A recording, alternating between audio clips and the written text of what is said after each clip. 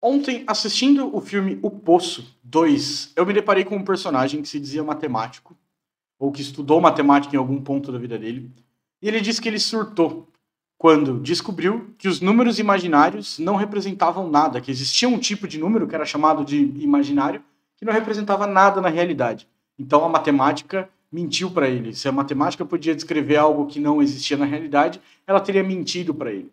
Mas faz sentido falar que os números imaginários não representam nada na nossa realidade?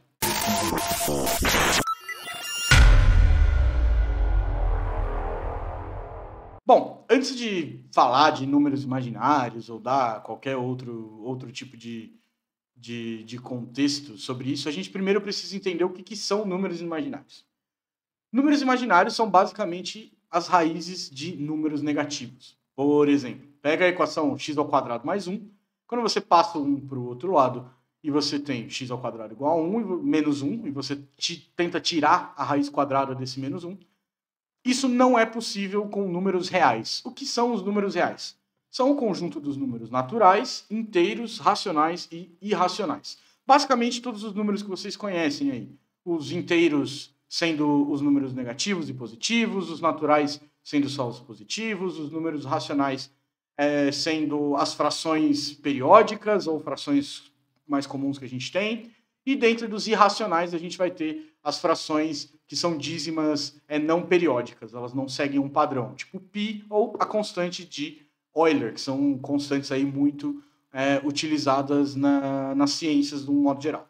E os números complexos, eles são um conjunto à parte deste conjunto numérico, um conjunto separado deste conjunto dos reais. Então, como eu falei, os números complexos ou números imaginários, eles vão servir para a gente conseguir expressar essas raízes de números negativos. Até aí, tudo bem.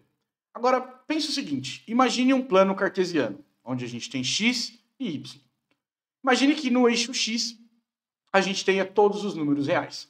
E no eixo y a gente vai ter os números imaginários. Então a gente consegue expressar números imaginários unicamente como componente imaginária, por exemplo, 4i, que seria 4 vezes a raiz quadrada de menos 1, ou 4i, 5i. Então você vai ter essa marcação no eixo y. E no eixo x você vai estar zerado. Mas você pode representar números complexos como uma combinação dessas componentes imaginárias e reais. Por exemplo, eu posso ter um 3 mais 4i, onde eu tenho 3, que representa um número real, um número que vocês já estão acostumados, 3, ou o número 4. Então a gente escreve 3 mais i. Beleza, até agora não disse nada. São números imaginários. Eles servem para quê? Bom, dentro da engenharia elétrica, nós temos algo chamado corrente alternada. Então a corrente alternada é um tipo de distribuição de energia, um tipo de energia, um tipo de corrente elétrica, que ela segue um formato senoidal. Beleza? Ela inverte a sua polaridade. Ela vai do positivo para o negativo, diferente da corrente contínua que não tem troca de polaridade.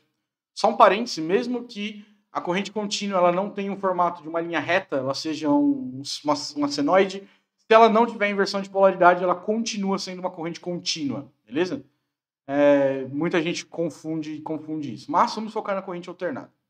Quando a gente passa a corrente alternada por certos componentes eletrônicos, como capacitores e indutores, que são componentes muito utilizados na indústria de um modo muito geral, desde componentes de filtragem para sistemas de alimentação, por exemplo, do seu celular, ou até mesmo motores que vão ter essas componentes de capacitores e de indutores, ou em comunicação via rádio, onde você usa a combinação desses capacitores e indutores para te ajudar ali na seleção de frequência, na seleção da portadora da sua frequência. Mas isso são assuntos que a gente pode discutir em outro vídeo. Vamos focar agora nos números complexos ou números imaginários.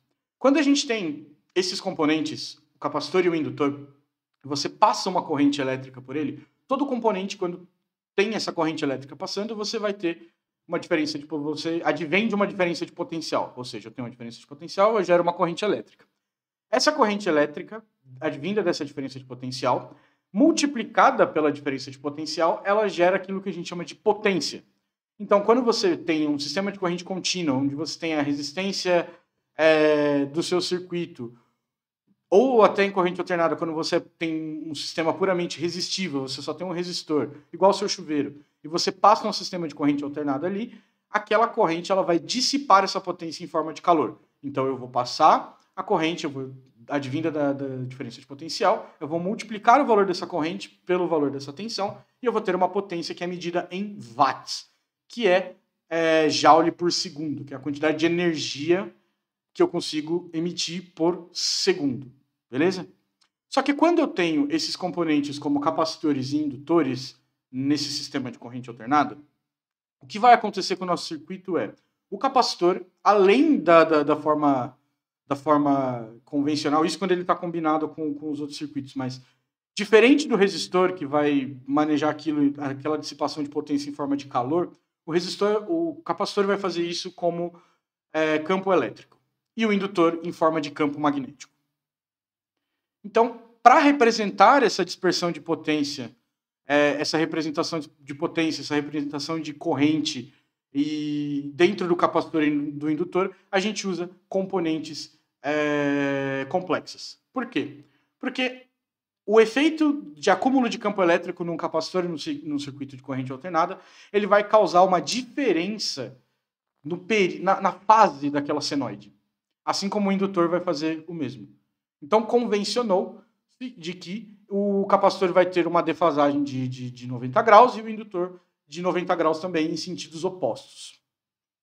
Então, quando a gente tem um circuito que combina a dissipação de calor como um resistor, somado a um capacitor ou um indutor, ou as três componentes juntas, a única maneira da gente conseguir calcular a potência total daquele sistema, a que vai ser dissipada em watts, que a gente já conhece do circuito de corrente contínua, e as que vão ser dissipadas através do campo elétrico e campo magnético desses dois semicondutores, tanto o capacitor quanto o indutor, a gente precisa usar essas componentes imaginárias. Então, digamos que a gente tem em série um capacitor com um resistor. Beleza? Aquela componente resistiva, ela vai ser somada à capacitiva. Só que a capacitiva, ela é complexa. Então, a soma daquela potência, então imagine que eu tenho um capacitor de resistência 3 ohms e um capacitor que, quando submetido à corrente alternada, ele vai ter uma impedância, não resistência, porque resistência seria em corrente contínua, mas uma impedância na corrente alternada ali de 4 ohms. Mas é 4 ohms defasados em 90 graus da corrente original. Então, para calcular essa potência, a gente vai ter um número agora de corrente. Esse número é o 3 mais 4i, que é a componente imaginária daquele capacitor, aquela componente resistiva.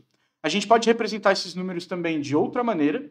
Então, imaginando lá o gráfico cartesiano, quando eu coloco no eixo x e no eixo y os valores reais e imaginários, eu posso construir um vetor que, no caso 3 e 4, como é um triângulo retângulo, a gente consegue calcular usando hipotenusa, vai ser a hipotenusa desse triângulo, né? Usando o teorema de Pitágoras, a gente vai ter que aquele vetor é um vetor de intensidade 5 com um ângulo ali entre 3 e 4. Então a gente usa o seno para calcular e a gente pode representar e dizer que aquela impedância ela está causando um efeito de intensidade 5 ohms com um ângulo de θ ou x graus ali baseado na junção desses dois componentes.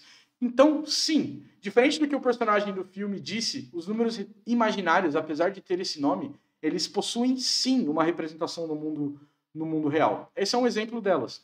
Então, quando a gente vai calcular a potência desses sistemas, a gente vai ter 3 potências.